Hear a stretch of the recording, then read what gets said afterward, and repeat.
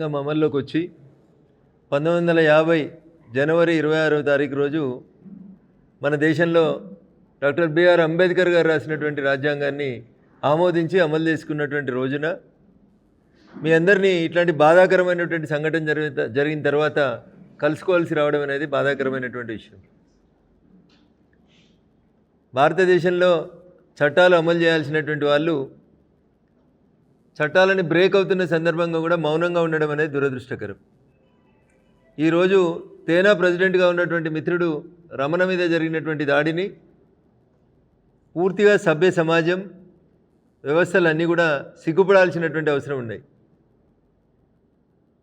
26 జనవరి రోజు ప్రశాంతంగా ఉంటున్నటువంటి తెల్లాపూర్ మున్సిపాలిటీ పరిధిలో ఉన్నటువంటి వివిధ కమ్యూనిటీల్లో ఉన్నటువంటి మిత్రుల నుంచి ఉదయం నుంచి మేము అధికారిక కార్యక్రమాల్లో ఉన్నప్పుడు రమణ మీద జరిగినటువంటి దాడి, వారు గాయపడినటువంటి సందర్భంగా వచ్చినటువంటి కొన్ని ఫోటోల్ని సోషల్ మీడియాలో షేర్ చేస్తూ మనం ఎక్కడున్నాం, ఏం జరుగుతుంది అని చాలామంది నెటిజన్స్ నుంచి వచ్చినటువంటి ప్రశ్న. పూర్తిగా రమణ మీద జరిగినటువంటి దాడిని ఒక వర్గం ప్రజల మీద జరిగినటువంటి దాడిగా, హిందువుల మీద జరిగినటువంటి దాడిగా దీన్ని చూడాల్సినటువంటి అవసరం ఉంది. ఉపన్యాసాలు ఏమంటే చాలామంది ఇస్తారు. మన రాష్ట్రంలో కూడా ఈ మధ్యలో చాలామంది చాలా మాట్లాడుతూ ఉన్నారు. ఇకపోతే ఈ రాష్ట్ర ముఖ్యమంత్రి కూడా దురదృష్టం దిగజారిపోయి మాట్లాడినాడు. జూబ్లీ హిల్స్లో ఒక సీటు గెలిచినందుకు దిగజారిపోయి కాంగ్రెస్ అంటేనే ముస్లిమ్స్, ముస్లిమ్స్ అంటేనే కాంగ్రెస్ అని మాట్లాడి రేవంత్ రెడ్డి గారు జూబ్లీ హిల్స్ ఉప ఎన్నిక గెలిచేందుకు ప్రయత్నం చేసినాడు.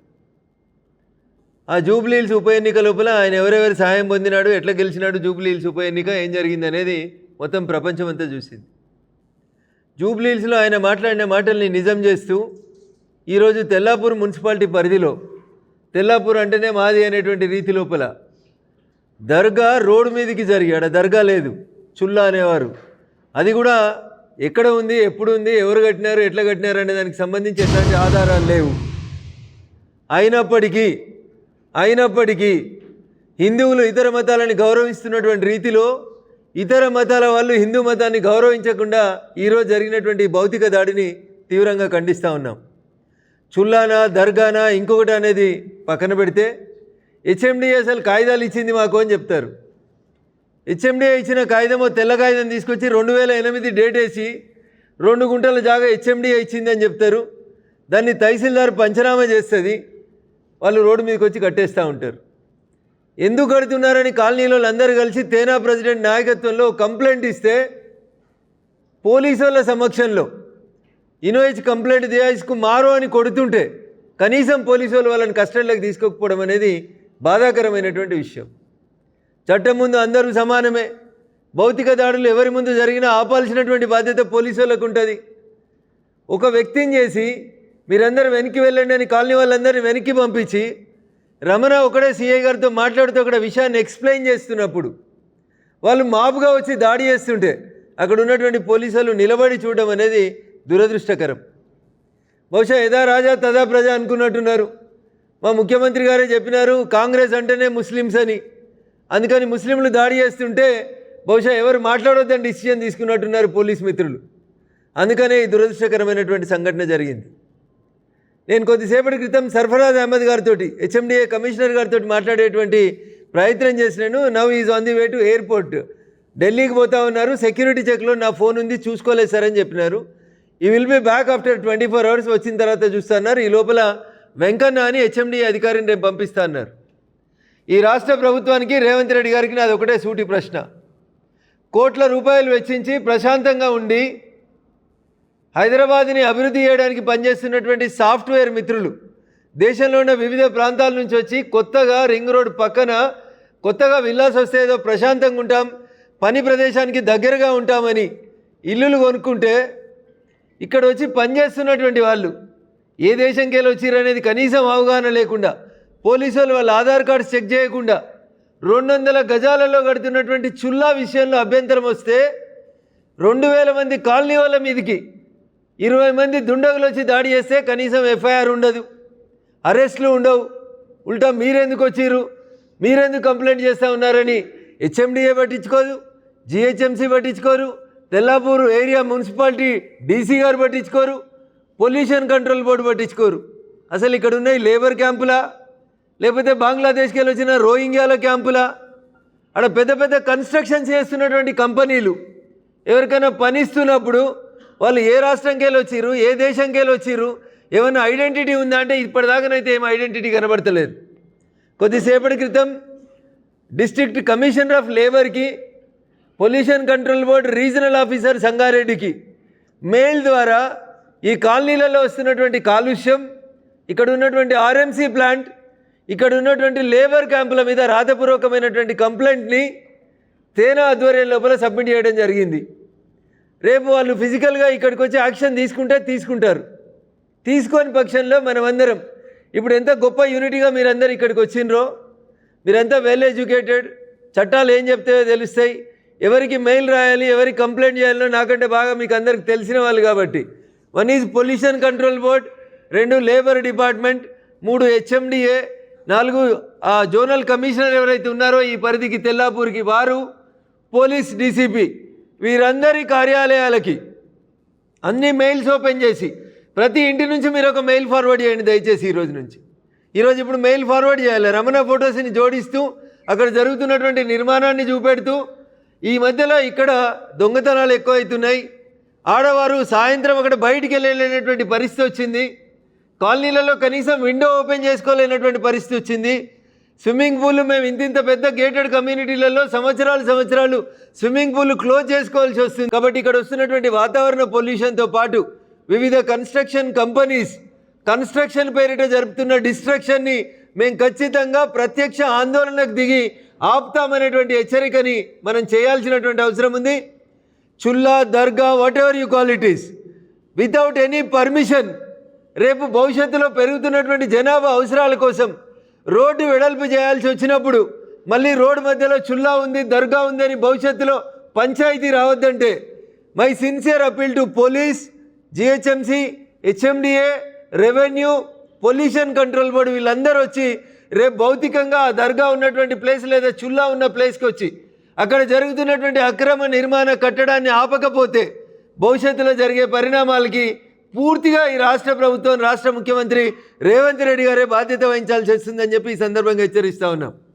పోలీస్ మిత్రులకు కూడా మాదొక విజ్ఞప్తి, భౌతిక దాడి చేసిన వాళ్ళు ఎవరైనా సరే వాళ్ళని వెంటనే అదుపులోకి తీసుకోవాలని చెప్పి డిమాండ్ చేస్తూ ఉన్నాం.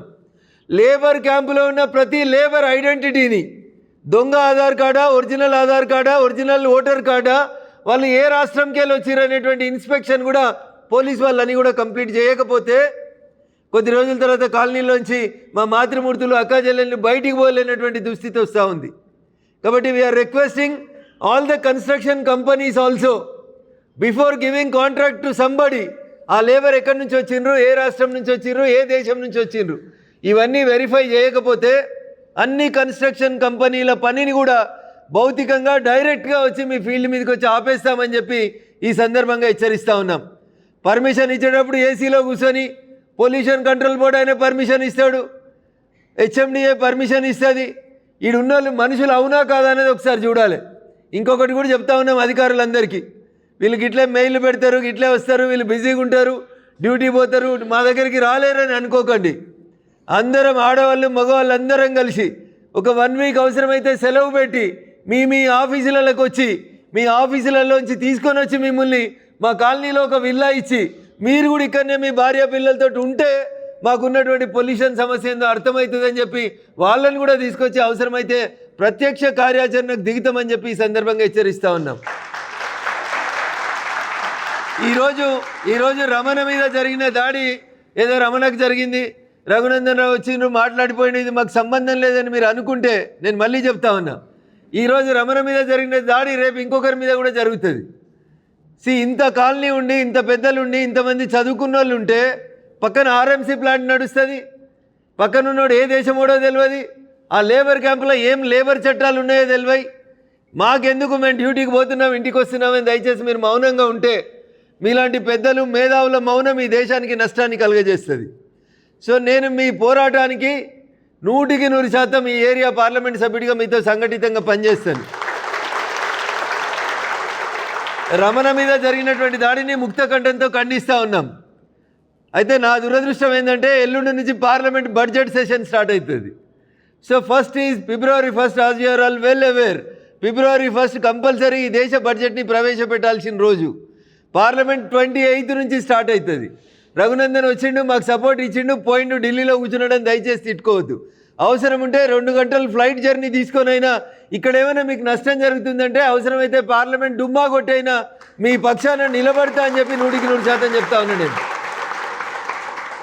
నేను ఎంపీ గెలిచినప్పుడు కూడా మొదటిసారి వచ్చినప్పుడు చెప్పిన, ఓట్లకు వచ్చినప్పుడు చెప్పిన, నన్ను గెలిపియండి, మీరు అదృష్టంగా సంతోషంగా ఉన్నప్పుడు నేను ఎప్పుడు మీకు కలవలేకపోవచ్చు, కానీ ఎప్పుడైనా మీ కష్టం వస్తే మీ ఎంపీగా బరాబరి 24 అవర్స్లో మీ ముందు వస్తా అని చెప్పినాను.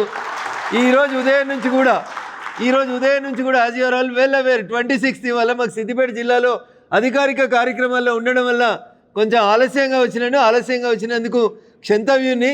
బట్ ఇట్లాంటి సంఘటనలు ఎప్పుడు జరిగినా ఖచ్చితంగా సాధ్యమైన తొందరగా మీ ముందుంటాను. కాబట్టి మీరందరూ యునైటెడ్గా ఉండండి. 1 కాలుష్యం సమస్య, 2 కన్స్ట్రక్షన్ సమస్య, 3 లేబర్ క్యాంపుల సమస్య, 4 ఇల్లీగల్గా కన్స్ట్రక్ట్ అవుతున్నటువంటి చుల్లా సమస్య. ఈ 4 పరిష్కారం అయ్యేంత దాకా ఇప్పుడు ఎంత స్పిరిట్ తోటి మీరందరూ నిలబడ్డారో, అవసరమైతే తెల్లాపూర్ మున్సిపాలిటీ పరిధిలో ఉన్న అన్ని కాలనీలను కూడా ఇంతే యూనిటీ మీదకి తీసుకొచ్చి ఈ 4 సమస్యలు పరిష్కారం అయ్యేంత దాకా మీరు ముందుండాలని, మీతో పాటు ఆపదొచ్చిన ప్రతి సందర్భంలో నేను మీతో పాటు కలిసి నడుస్తానని చెప్పి తెలియజేస్తూ, మిత్రుడు రమణ మీద జరిగినటువంటి దాడికి అన్ని డిపార్ట్మెంట్లు కూడా సంఘటితమై రేపు చర్య తీసుకోకపోతే ఎల్లుండి నుంచి ప్రత్యక్ష కార్యాచరణకు దిగుతామని తేనా పక్షాన నేను ప్రకటించేందుకు అవకాశం ఇవ్వమని చెప్పి కూడా నేను తేనా పెద్దల్ని విజ్ఞప్తి చేస్తూ ఉన్నాను.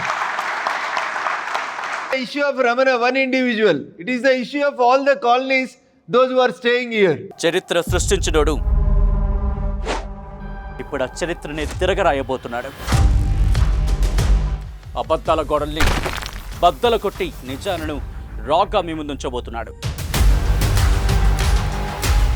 నిజమైన వార్తల కోసం వెంటనే డౌన్లోడ్ చేసుకోండి రా యాప్ని.